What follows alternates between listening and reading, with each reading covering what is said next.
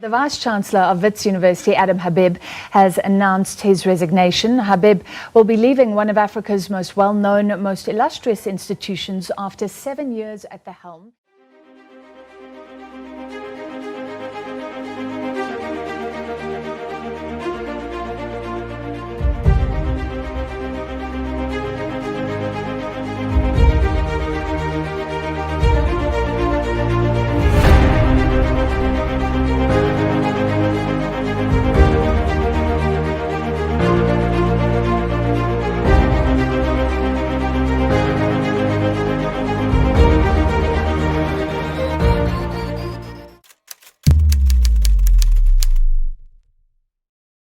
Adam Habib, I hereby install you in the office of Vice-Chancellor and Principal of the University of the Witwatersrand.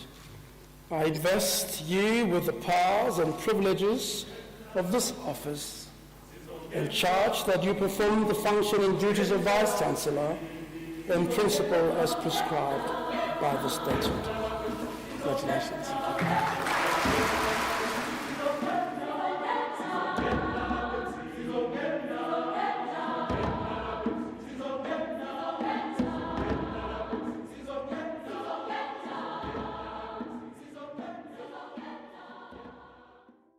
It's always been great to work with Adam as a Dean of Students at the University of the Witwatersrand, as well as a Professor of Ethics.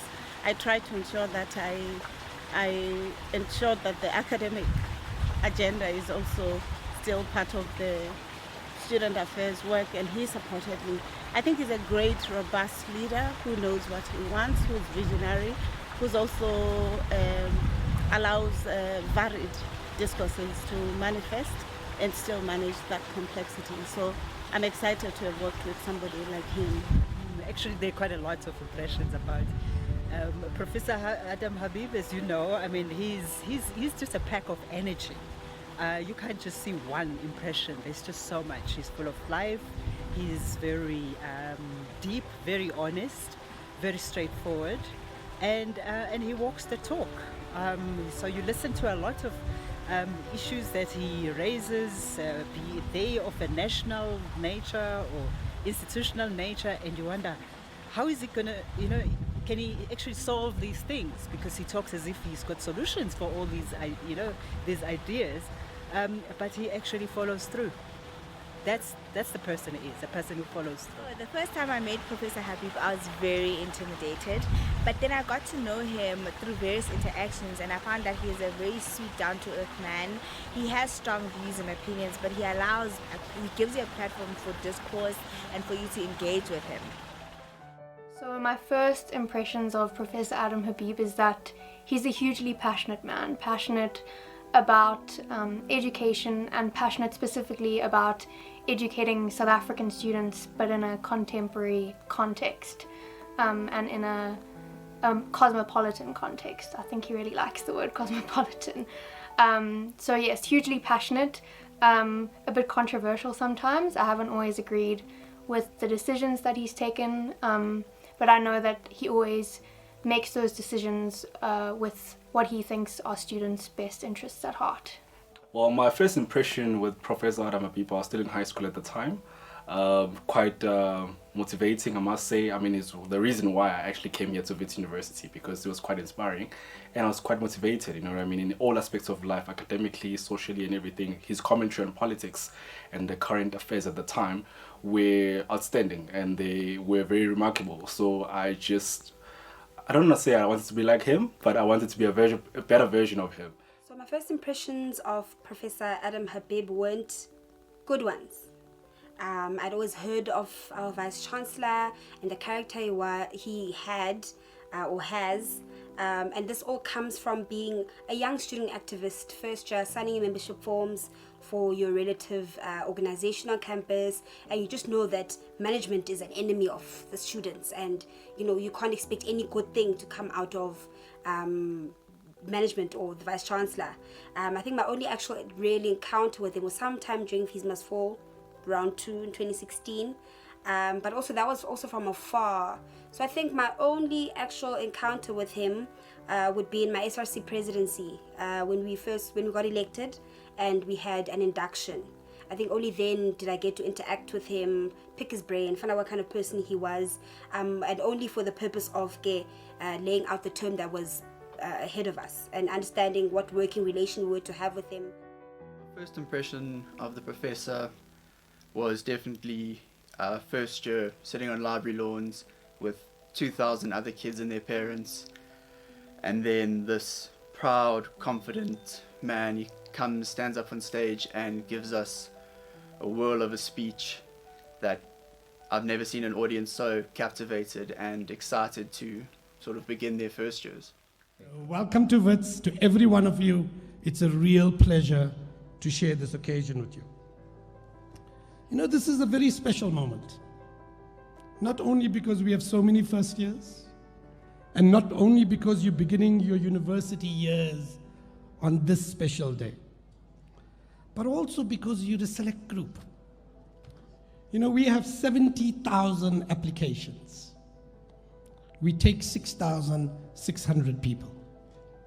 We have a better acceptance rate than most of the top universities in the world. Now, at one level, that is a sign of the desperation of education in our society. How many people want the right to a tertiary education? But it's also a signal that the students sitting in this audience are the creme de la creme.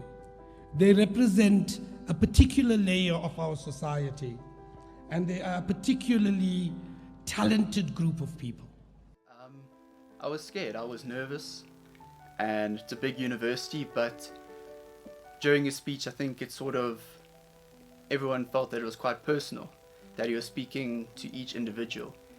He always mentioned the cream of the crop, and I think that's one thing that sort of allowed all the parents to relax, because they knew they were sending their kids to a really good university, and sort of just gave all the kids like a bit of inspiration and motivation. They knew that they deserved to be there and that it was going to be an exciting new year.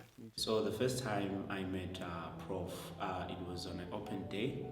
So Adam Habib spoke about how Wits has created leaders, and at that point I saw myself as a student activist and I wanted to be part of that crop.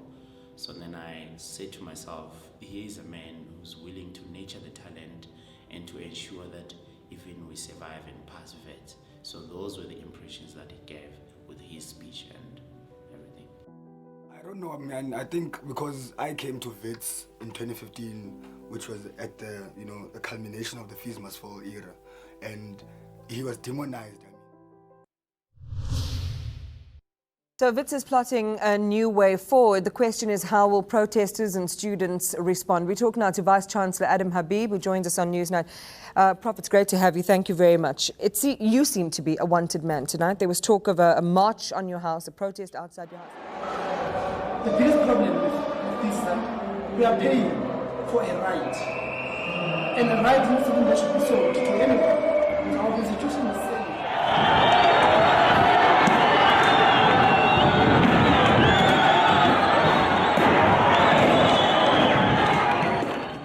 Place that happens is in Scandinavia. Even in Germany, when they have free education, they mean tuition, not accommodation and subsistence. So that's been done, but that covers about 40% of the university system. If a place like Wits, those that qualify for that scholarship would be about 22%. The vast majority of our students we would describe as missing in the middle. They're richer than 350. But I cannot afford it. And that's about 65% of our student base. And that's where the problem remains. My thoughts on how he handled the FeesMustFall, well, they vary. Like, people have a variety of thoughts when it comes to how he handled FeesMustFall. But I think at that time, he handled it looking at the best interest of the university. Of course, the best interest of the university was to finish off the academic year by all means necessary. Yes, we disagreed with him on that one to say that we can't, because there's a status quo right now that we do not agree with.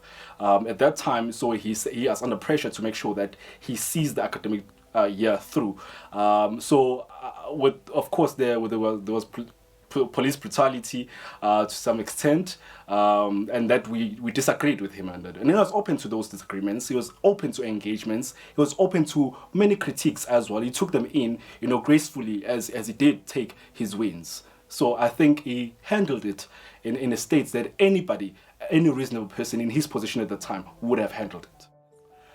Look, I think we must look at this in historical terms, right? Because we might misrepresent it, right?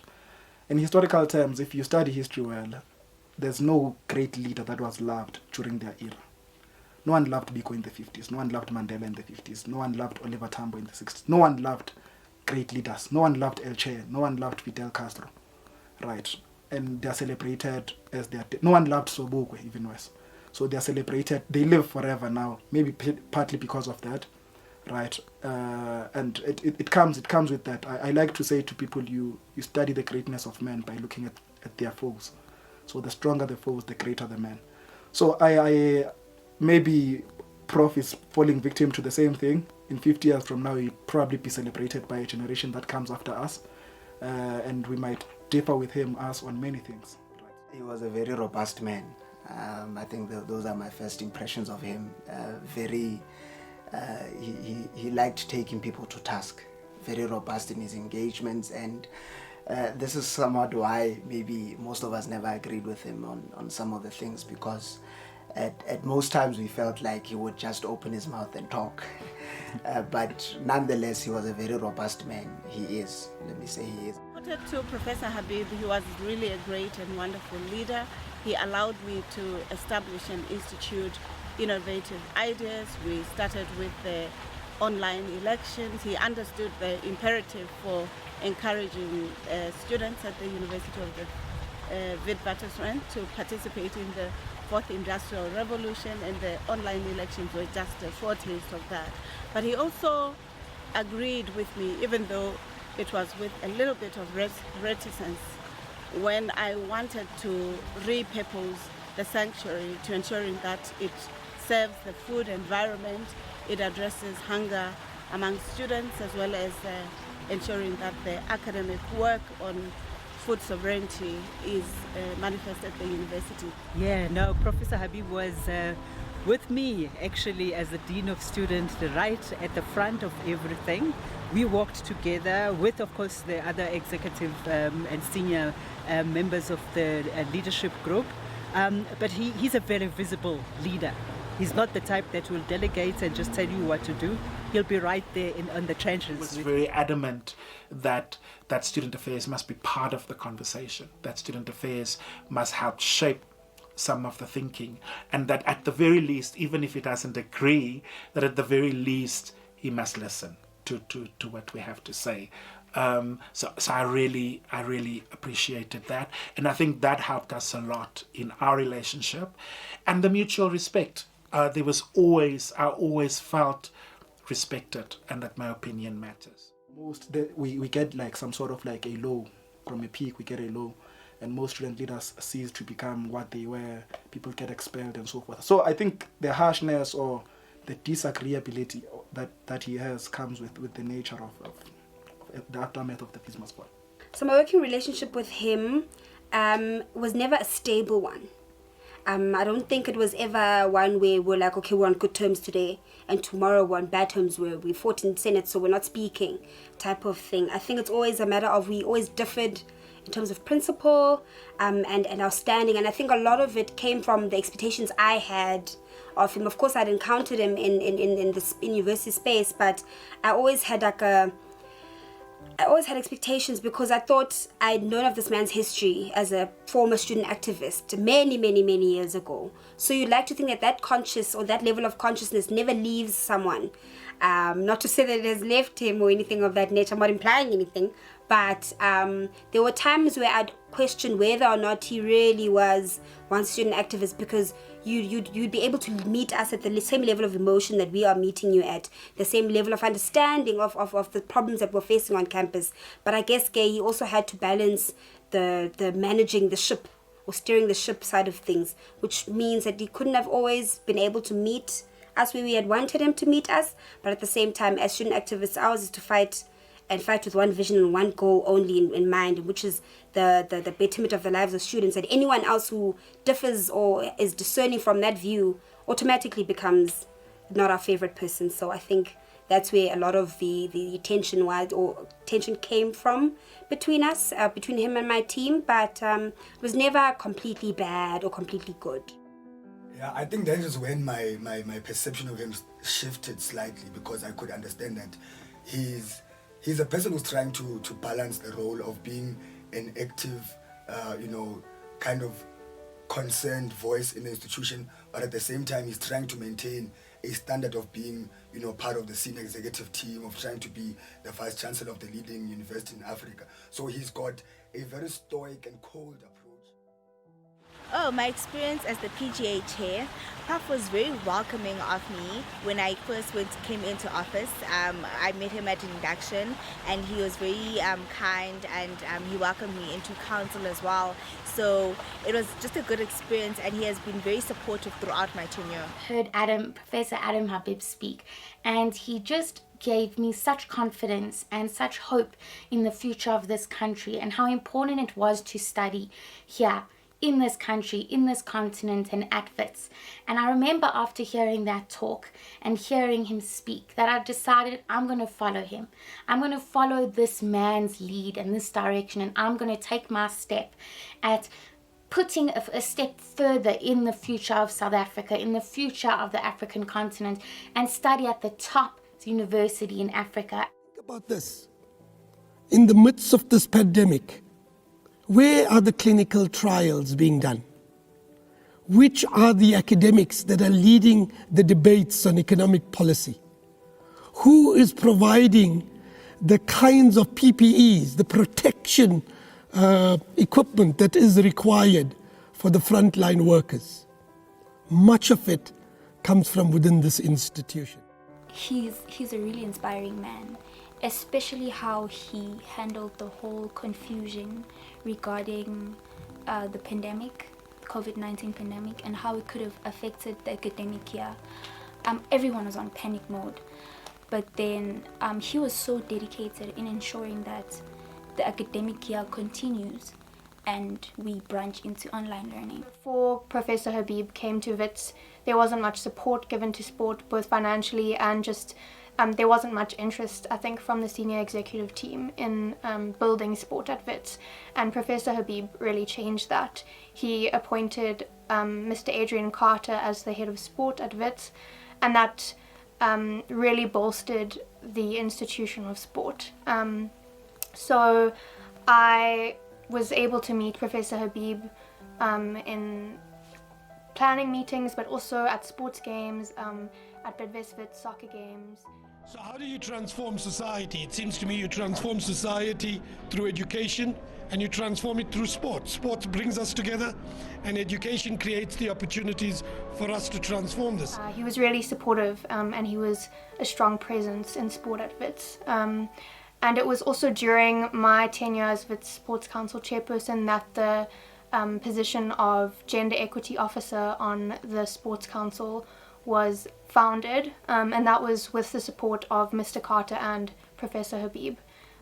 So we're really grateful to them for that support, and I think that that's made a huge difference in the representation of women and gender non-conforming people in sport at Wits. So my first encounter on a more personal level would have been in the year of 2019, where our men's hockey team won our men's A division hockey tournament at USA.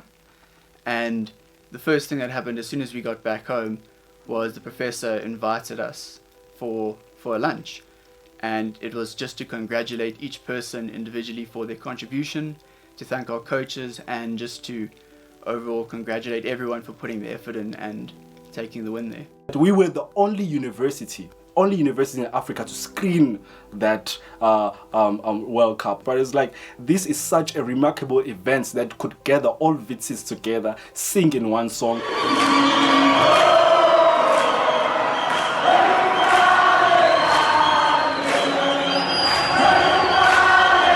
United in our diversity, he said, let us seize this opportunity. Let us work together. Let us make sure that we are very much behind our Bokes in South Africa. Of course, with his help, and we worked hand in hand as well with the Dean of Students, with Miss Tembelihle Dlamini, and in making sure that the planning goes well. And he was very much involved in it, to a point whereby on that very day, he gave a speech at the end of that screening, symbolizing and emphasizing the point of transformation, to say that we have transformed Rapi, we have transformed our university, we have transformed the society. Yes, we are not where we want to be, but at least we have done something, and that must be celebrated.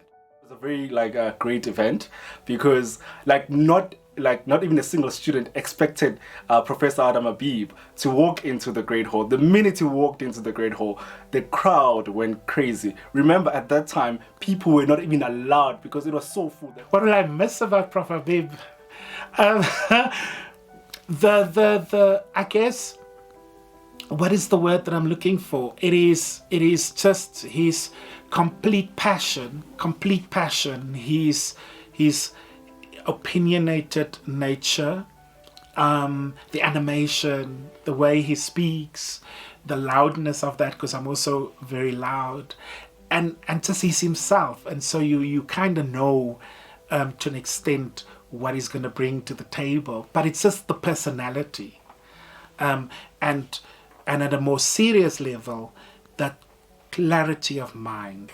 His Twitter account. No, I think he'll keep his Twitter account, but having a VC who engages with students on Twitter and, out and about on campus is something really special. And I think it's quite rare to have that on-the-ground engagement from a VC. So, yeah, that's something that I'll miss.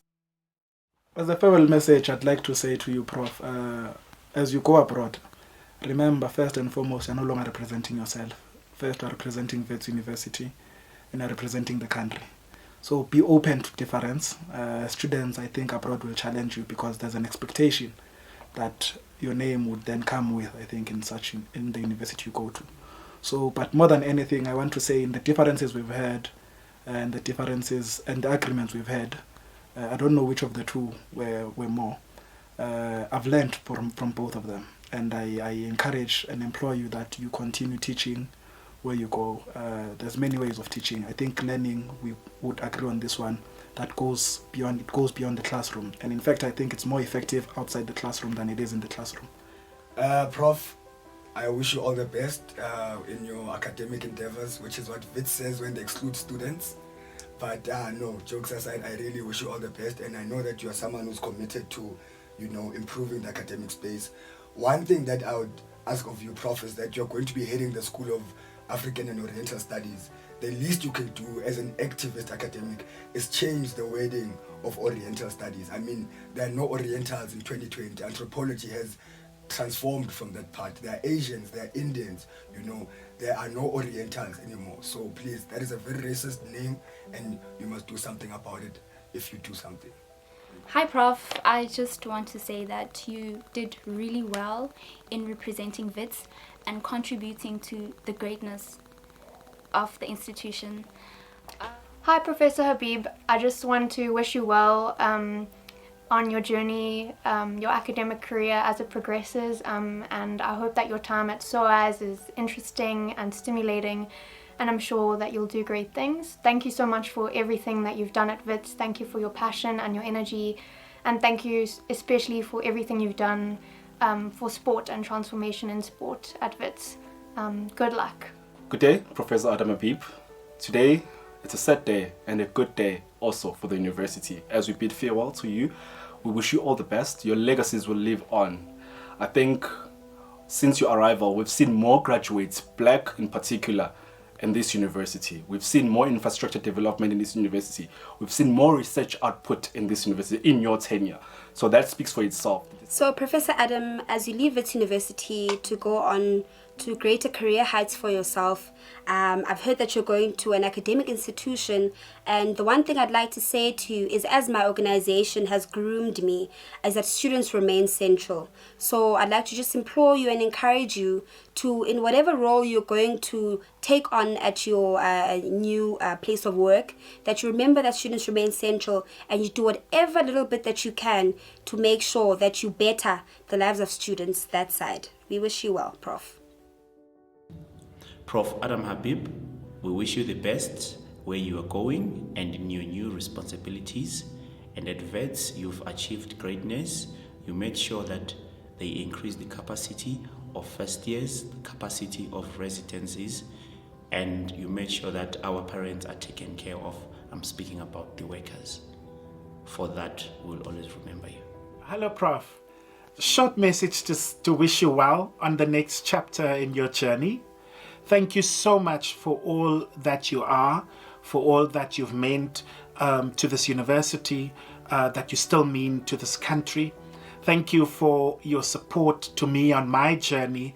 And most importantly, thank you for what you've meant for particularly students and how you have tried to accommodate the student course, sometimes not maybe to their full satisfaction, but how you've always engaged. One of the things I will miss about you is the engagement. It is the debate. It is the discussion. It is the clarity of your own mind. So thank you for that. Thank you for your continued commitment to this country, and I wish you only the very best. Hi Prof, this is Babala. I'll miss our interactions so much. All the best in your new adventure, all the way in Seoul. Yeah, Adam, what does one say? We've come a long way. It's a huge pleasure for me to have this opportunity to share this message of congratulations on your new journey and to wish you well on your new career, but also to just say farewell. It's been a huge opportunity to work with you. I've learned so much from you, what it actually means to be a leader that shows up and a leader that walks the talk. And that's a huge thing that I've taken from you, and I will take it with me in my career going forward. Thank you. Hi Adam, I wish you well in your work as you journey to London. I definitely hope you'll be engaging more in the global analysis of what's happening and giving sight to Africa's ideas, intellectuals, and their analytics so that we change the world for the better. Thank you. Prof. Habib, you won't know who I am, but I've been at Wits for the past 4 years and have seen the university grow from strength to strength. You spoke at my school's valedictory the year that I was in grade 11, and although many of my peers expressed concern when you left early to attend to FeesMustFall protests, it was that which made me realize that Wits was the place for me.